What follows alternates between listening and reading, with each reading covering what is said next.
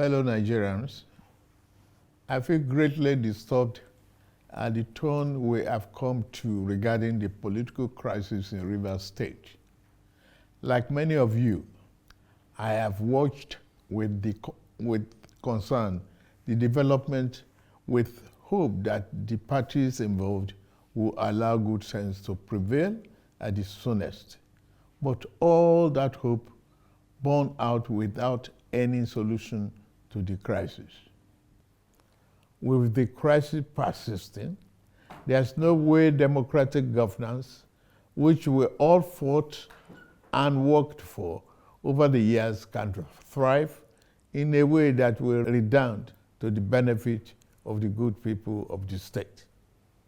The state has been at a standstill since the crisis started, with the good people of the state not being able to have access to the dividend of democracy. Also, it is public knowledge that the governor of Rivers State, for unjustifiable reasons, demolished the House of Assembly of the state as far back as 13th December 2023, and as up till now, 14 months after, now rebuilt the same. I have made personal interventions between the contending parties for a peaceful resolution of this crisis, but my efforts have been largely ignored by the parties to the crisis. I'm also aware that many well-meaning Nigerians, leaders of thought, and patriotic groups have also intervened at various times with the best of intentions to resolve the matter, but all their efforts were also to no avail. Still, I thank them. On February 28, 2025, the Supreme Court, in a judgment in respect to all about 8 consolidated appeals concerning the political crisis in Rivers State, based on several grave unconstitutional acts and the disregard of the rule of law that has been committed by the governor of Rivers State, as shown by the evidence before it, pronounced in very clear terms. And I quote, "A government cannot be said to exist without one of the 3 arms that make up of the government of a state under the 1999 Constitution as amended. In this case, the head of the executive arm of the government has chosen to collapse the legislature to enable him to govern without the legislature as a despot. As it is, there is no government in Rivers State," and I quote. The above pronouncement came after a catalog of judicial findings of constitutional breaches against Governor Siminalayi Fubara. Going forward in their judgment, and having found and held that 27 members of the House who had allegedly deflected, and I quote, "are still valid members of Rivers State House of Assembly and cannot be prevented from participating in proceedings of that House by the 8th respondent, that is the governor, in cohort with 4 members," and unquote. The Supreme Court then made some orders to restore the state to immediate constitutional democracy. These orders include the immediate passing of an appropriation bill by the Rivers State House of Assembly, which up to now has not been facilitated. Some militants had threatened fire and brimstone against their perceived enemies of the governor, who has up to now not disowned them.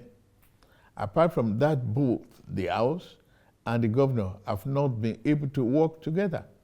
Both of them do not realize that they are in office to work together for the peace and good governance of the state.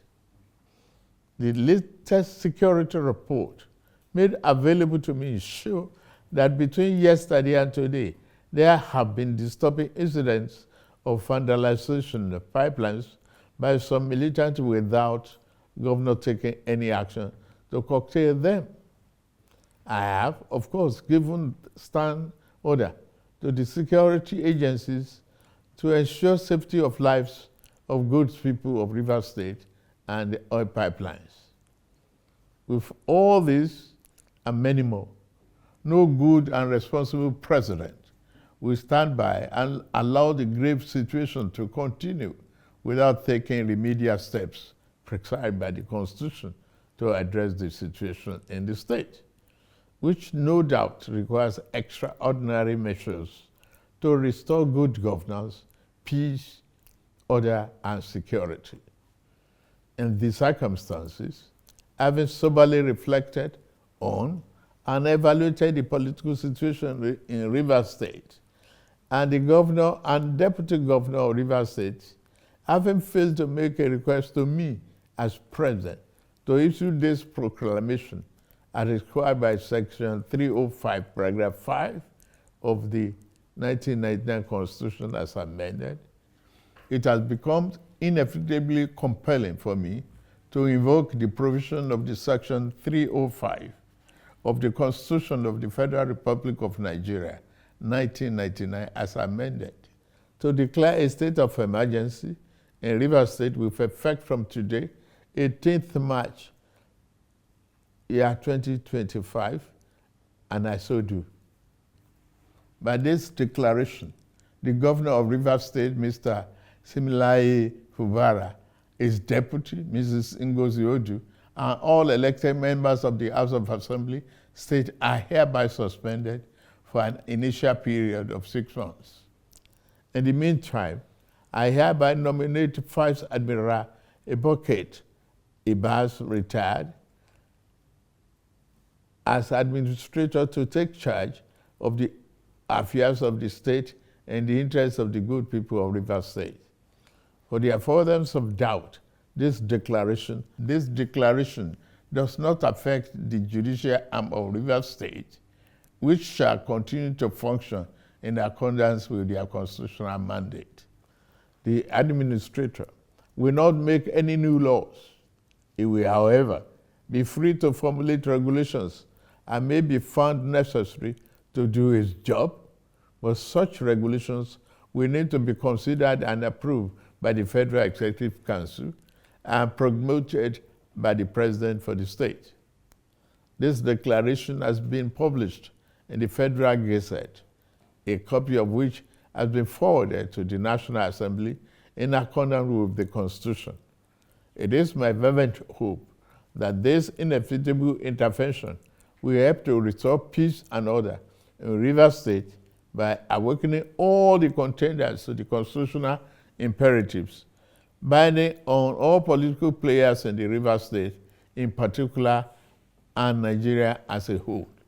Long live a united, peaceful, secured, and democratic Rivers State in particular, and the Federal Republic of Nigeria as a whole. God bless you all for listening.